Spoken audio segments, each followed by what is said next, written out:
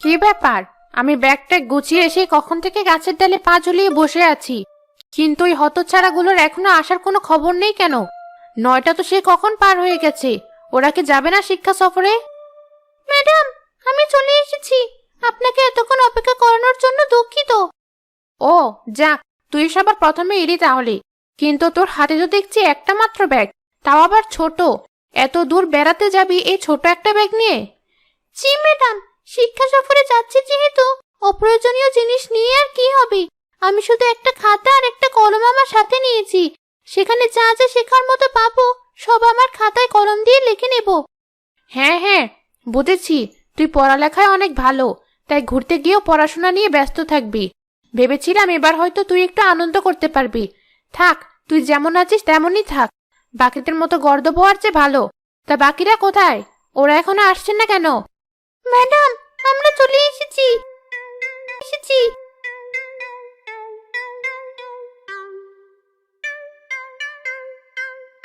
Madam, আর বলবেন না, সব গোছাতে গোছাতে অনেক দেরি হয়ে গেল। একদিনের জন্য যাচ্ছি আমরা, কিন্তু তোদের ব্যাগ দেখে তো মনে হচ্ছে পরের 100 বছরেও বাড়ি ফেরার নিয়ত নেই। কি এত নিয়েছিস তোদের ব্যাগে? আর রিঙ্কি, তুই এমন অদ্ভুতভাবে সেজেছিস কেন? এটা নতুন স্টাইল, তাই একটু দেখলাম আমাকে কেমন লাগে। এত দূরে নতুন একটা জায়গায় যাচ্ছি এতদিন পর, একটু কাপড় চোপড়ের সাজার জন্য জিনিসপাতি তো নেওয়াই লাগে। কেমন দেখাচ্ছে তোকে সেটা না হয় নাই বলি, বেড়াতে যাচ্ছিস বলে পুরো আলমারির কাপড় নিয়ে চলে এসেছিস। আর রুম্পা, তোর ব্যাগে এত কি জিনিস? কত দূরে যাচ্ছি আমরা ম্যাডাম, খিদে তো লাগবেই, তাই ব্যাগ ভর্তি করে খাবার দাবার নিয়ে এসেছি। তোর একার জন্য যে পরিমাণে খাবার এনেছিস, সে খাবার দিয়ে তো পুরো গ্রামবাসীকে একবেলা খাওয়ানো যাবে। যাই হোক, তোদের পেছনে বকবক করে আর সময় নষ্ট করা যাবে না। পিঙ্কি কোথায়? এখন শুধু ওর আসার বাকি আছে। এই তো ম্যাডাম, আমি চলে এসেছি। দুঃখিত ম্যাডাম, নতুন ছাতা আর ব্যাগ কিনতে গিয়ে দেরি হয়ে গেল। ইদানিং সব মানুষরাই এত সকাল সকাল দোকান খুলে বসে থাকে। বাবা অনেক কষ্টে একটা বন্ধ দোকান খুঁজে বের করে সেখান থেকে এসব নিয়ে এসেছে আমার জন্য। সুন্দর হয়েছে না? হ্যাঁ, যাক, তুই আমার মতো ঠিকঠাক আকারেরই একটা ব্যাগ এনেছিস। রিঙ্কি রুম্পার মতো বেশিও আনিসনি, আবার টুম্পার মতো একদম কমও আনিসনি। তোর ব্যাগে কি আছে? না থাক, বলতে হবে না, এমনিতে দেরি হয়ে গেছে। আমাদের একটু পরে রওনা দিতে হবে। কিন্তু ম্যাডাম, এত বড় ভারী ব্যাগ নিয়ে আকাশে উড়বো কিভাবে? অনেক কষ্টে এইটুকু এসেছি কোনো রকম, বাকি পথ তো যাওয়া সম্ভব না। সেটা ব্যাগ গোছানোর সময় মনে ছিল না তোদের? তবে চিন্তা করিস না, আমি জানতাম তোরা এমন কিছুই করবি, তাই আগে থেকে তোদের জন্য গাড়ির ব্যবস্থা করে রেখেছি। সত্যি আমরা গাড়িতে শিক্ষা সফরে যাব? যাক, আমার আর কোনো চিন্তা রইল না তাহলে। এতগুলো জামা কাপড় আর সাজগোজের জিনিস ঠিকঠাক মতো নিয়ে যেতে পারবো। আমার মেকআপ আর নতুন জামা যেটা পরে আছি ওটাও ঠিক থাকবে। কিন্তু ম্যাডাম, গাড়ি কখন আসবে? দেরি হলে বলুন, আমি বাসা থেকে আরেকবার খেয়ে আসি। এত দূর যাব, ভরা পেটে ভালো মতো খেয়ে দিয়ে যাওয়া উচিত সবার। চুপ থাক তুই, এখনই চলে আসবে। দেরি করে এসে এখন আবার তাড়াহুড়ো করছিস। ভাগ্য ভালো যে ওই গাড়ি আমাদেরকে রেখে চলে যায়নি, নয়তো কিভাবে যেতাম আমরা? এত ব্যাগ কাঁধে নিয়ে আকাশে উঠতে পারতাম না। কিছু দূর যাওয়ার পর ডানা কাটা পরীর মতো নিচে পড়ে যেতাম। আমরা আবার পরীর মতো? এই টম্পা, তুই এমন পাগলের মতো হাসছিস কেন? আমরা কি পরীদের চেয়ে কোনো অংশে কম? তোকে আমি বুদ্ধিমতী ভেবেছিলাম, এখন তো দেখছি তুই চোখের সামনে সত্যি দেখতে পাস না। দুঃখিত ম্যাডাম, আপনি একদম ঠিক বলেছেন, আমি ভুল, তাই আমি হাসা বন্ধ করছি। ম্যাডাম, আপনি কি আমাদের জন্য অনেক বড় গাড়ি ঠিক করেছেন? হ্যাঁ, অনেক বড় গাড়ি। আমি বলার সাথে সাথে তোরা অদৃশ্য হয়ে গাড়িটাতে লাফ দিবি, আর গাড়িটা একদম ঠিক সময় মতো আমাদের গন্তব্যস্থলে পৌঁছে দিবে। কিন্তু লাফ কেন দিব? গাড়ি কি আমাদের জন্য থামবে না? না, থামবে না। ওই তো চলে এসেছে গাড়ি, তোরা তাড়াতাড়ি প্রস্তুত হ। কোন গাড়ি ম্যাডাম? ওই যে গরুর গাড়িটা? হ্যাঁ হ্যাঁ, ওই গাড়িটাই। কিন্তু ম্যাডাম, ওই গাড়িটায় তো কোনো জায়গা নেই, আমরা কিভাবে যাব? এখন এত চিন্তা করার সময় নেই, তোরা সবাই তাড়াতাড়ি গাড়িতে ঝাঁপ দে। সবাই মিলে অদৃশ্য হয়ে লাফ দিয়ে গরুর গাড়িতে নামলো।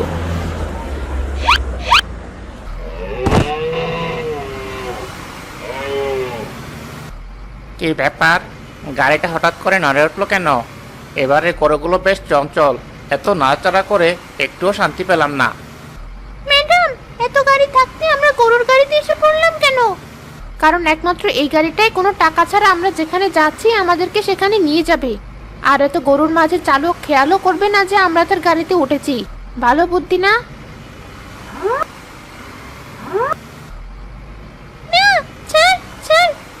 দেখুন ম্যাডাম, একটা গরু আমার ব্যাগ থেকে খাবার বের করে খেয়ে ফেলছি। সাবধানে রাখতে পারিস না তোর ব্যাগ?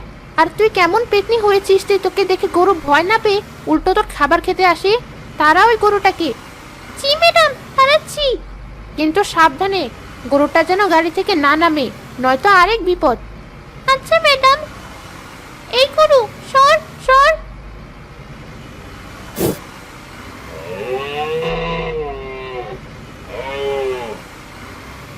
ম্যাডাম, তোর আবার কি হলো? আমি কবরে পাড়া দিয়েছি, আমার পা তো নোংরা হয়ে গেল। ইস, কি যে করিস তোরা, একটু দেখে শুনে পা ফেলবি না? যাই হোক, সামান্য গোবরই তো, কোনো ব্যাপার না, তুই তোর পা ধুয়ে নিস। আচ্ছা ম্যাডাম। এই করো, আমাকে কত দিবি না বলছি। আমার চুল ছাড়। ম্যাডাম, এই গরুগুলো তো আমাকে শেষ করে দিচ্ছে। কেন আপনি আমাদেরকে গরুর গাড়িতে করে নিয়ে যাচ্ছেন? এর থেকে হেঁটে যেতাম, তাও ভালো হতো। তুই আমার ছাত্রী হয়ে সামান্য কটা গরুর সাথে মোকাবেলা করতে পারছিস না? ওই যে টুম্পাকে দেখ, কত সুন্দর এক পাশে বসে একটা গরুর ছবি আঁকাচ্ছে। ওকে দেখে শিখ কিছু। জি ম্যাডাম, গরুগুলো বেশ শান্তশিষ্ট আর ভদ্র। আমার বাবা আমাকে এটাই শিখিয়েছে যে গরু ছাগল হচ্ছে খাওয়ার জিনিস, দেখার জিনিস না। তাই ওদেরকে জীবিত অবস্থায় এত কাছ থেকে কখনো দেখা হয়নি। ও, তাই শখ করে ওদের ছবি আঁকছিস? ঠিক আছে, আঁকা। দেখেছিস, একমাত্র ওই শিক্ষা সফর থেকে কিছু শিখছে।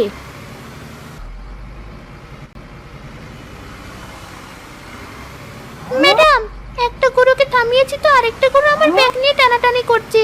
আমি কি করব ম্যাডাম? আরে গরুই তো, তুই ঠিকমতো একটা ধমক দিলেই হয়েছে। আর না, তোদের চেঁচামেচি আমার আর সহ্য হচ্ছে না। তোদের সাথে এখন গরুগুলো আমার কান ঝালাপালা করে দিয়েছে। আমরা আমাদের মতো উড়েই শিকার সফরে যাব এখন। কিন্তু ম্যাডাম, আমার ভারী ব্যাগ। টুম্পা তোকে সাহায্য করবে তোর ব্যাগ ধরতে, আর পিঙ্কি রিঙ্কিকে সাহায্য করবে ওর ব্যাগ ধরতে। চল সবাই। একজন আরেকজনের ব্যাগ ধরে উড়ে অনেক কষ্টে তাদের নির্দিষ্ট স্থানে পৌঁছালো।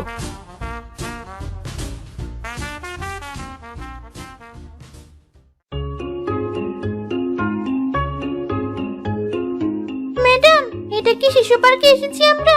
এত বাচ্চার খেলার জন্য জিনিসপত্র।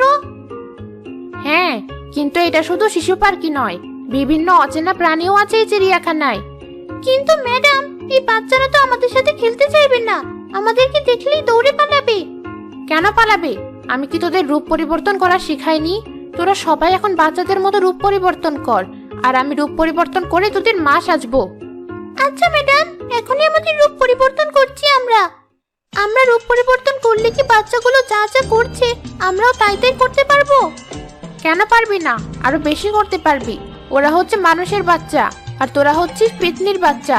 তোরা ওদের থেকে সেরা সব দিক থেকেই। জি ম্যাডাম, আজ ওদেরকে আমাদের প্রতিভা দেখিয়েই ছাড়বো। এই চল সবাই। সবাই যার যার ব্যাগ একটা গাছের ডালে লুকিয়ে রেখে রূপ পরিবর্তন করে যার যার পছন্দের খেলনা দেখে এগিয়ে গেল।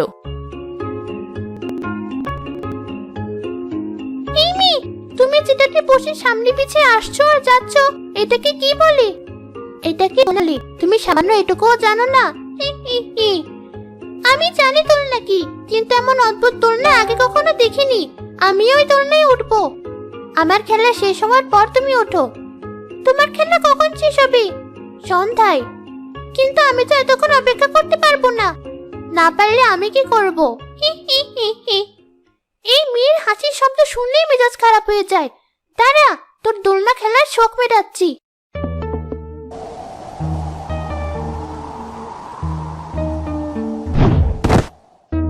ওহ, কি হলো? হঠাৎ এত বাতাস এলো কোত্থেকে? পড়ে গিয়ে ভালোই ব্যথা পেয়েছি।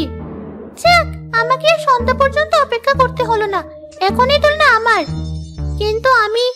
যাও যাও, এখানে আর দাঁড়িয়ে থেকে লাভ নেই। আমি রাত পর্যন্ত এই দোলনায় খেলবো।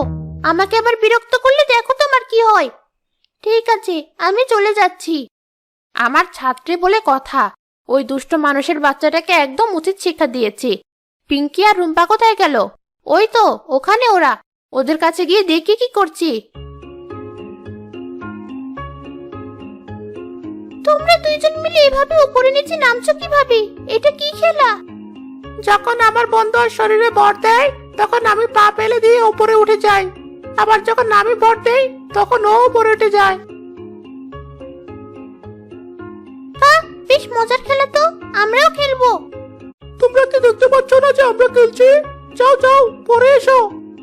আমরা এখানে নতুন এসেছি, আমরা একটু খেলেই চলে যাব, তারপর তোমাদের যত মন চায় তত খেলো। আমরা এখনই আমাদের মন মতো খেলে নিচ্ছি, আমাদেরকে নিয়ে চিন্তা করতে হবে না তোমার। সরো তোমরা এখান থেকে। ছেলে দুটো কি দুষ্টু, ম্যাডামকে ডেকে এনে ওদের সাহায্য করবো নাকি? না না, এইসব সামান্য ব্যাপারে ম্যাডামকে ডেকে আনলে ম্যাডাম বিরক্ত হবে। আমার মনে হয় এই শিক্ষা সফরের পেছনে ম্যাডামের মূল উদ্দেশ্যই হচ্ছে আমাদেরকে শেখানো কিভাবে দুষ্ট মানুষদেরকে সাহায্য করতে হবে। হ্যাঁ, ঠিক বলেছিস, আমার মাথায় একটা বুদ্ধি এসেছে। চল এটা করে দেখি কাজ হয় কিনা। ঠিক আছে, চল।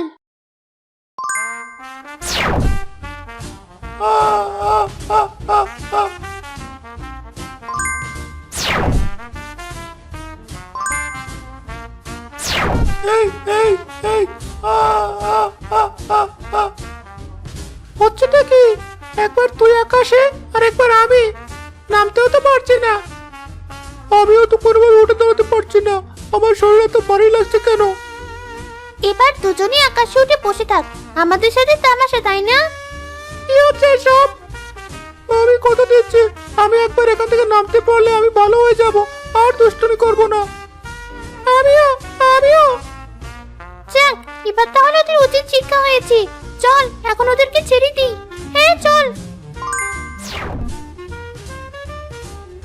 তাহলে থেমেছে।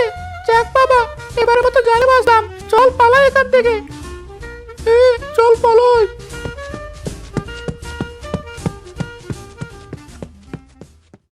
চল, এবার আমাদের খেলার পালা। হ্যাঁ চল।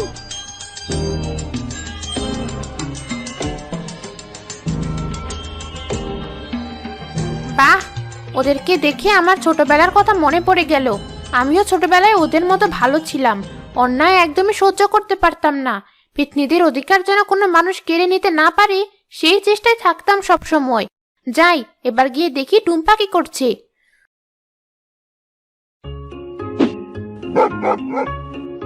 কুকুরটা কি ভালো, আমি যতবারই বল ছুঁড়ে মারছি ততবারইও আমার জন্য বলটা নিয়ে ফেরত আসছি। না জানি কার কুকুর এটা।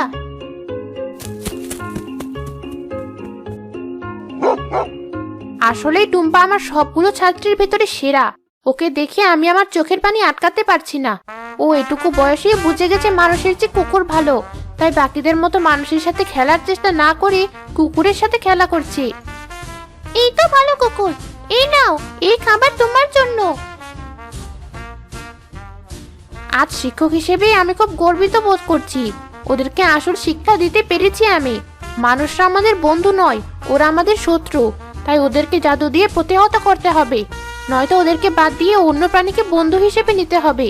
কি যে ভালো লাগছে আমার। ম্যাডাম, আপনি এখানে দাঁড়িয়ে কাঁদছেন কেন? আমার আর দোলনা খেলতে ভালো লাগছে না। চলুন আমরা খাঁচায় আটকে রাখা পশু পাখিগুলো দেখি। আর বলিস না, একটা পোকা এসে ঢুকে পড়েছিল চোখে, তাই কাঁদছিলাম। যা, তুই বাকিদেরকে ডেকে নিয়ে আয়, আমি টুম্পাকে ডাকছি। ঠিক আছে ম্যাডাম।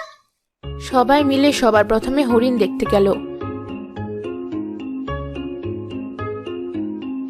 ম্যাডাম, আশেপাশে তো আমরা বাদে কেউ নেই এখন। আমরা কি আমাদের আসল রূপে ফিরে যেতে পারি এখন? ঠিক আছে, যা, আমিও ক্লান্ত এই রূপ ধরে রাখতে রাখতে। ধন্যবাদ ম্যাডাম। ম্যাডাম, আমি এখনই আমার ব্যাগ থেকে চুলা আর কাঁটা চামচ আনছি।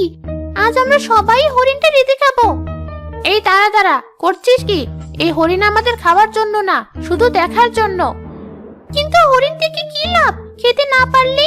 মা বলেছে হরিণ দেখার সাথে সাথে সেটা খাওয়ার প্রস্তুতি নিতে, কারণ এর মাংস খেতে অনেক সুস্বাদু। এখন নাকি সহজে পাওয়া যায় না হরিণ।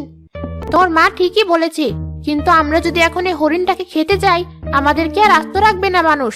চল আমরা কেটে পড়ি এখান থেকে। আচ্ছা ম্যাডাম।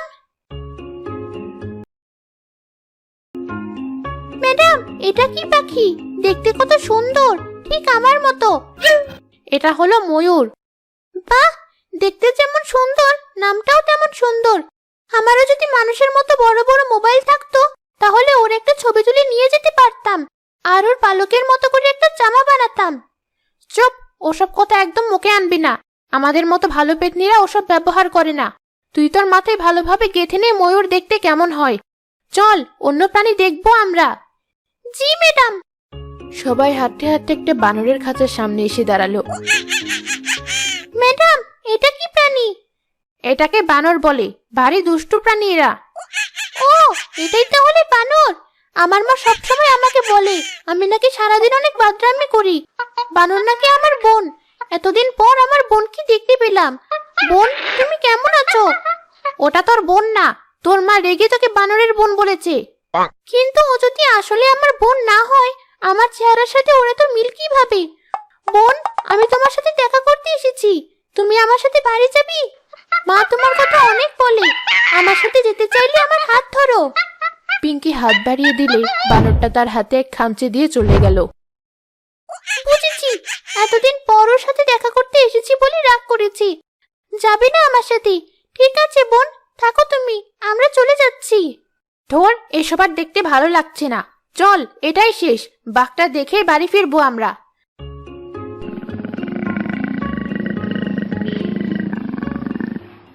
আমার অনেক দিনের শখ ছিল বাঘ দেখার, এতদিনে ইচ্ছে পূরণ হলো। হ্যাঁ, বাঘ আমাদের মধ্যে সাহসী আর সুন্দর প্রাণী। প্রাণী হিসেবে পেতনি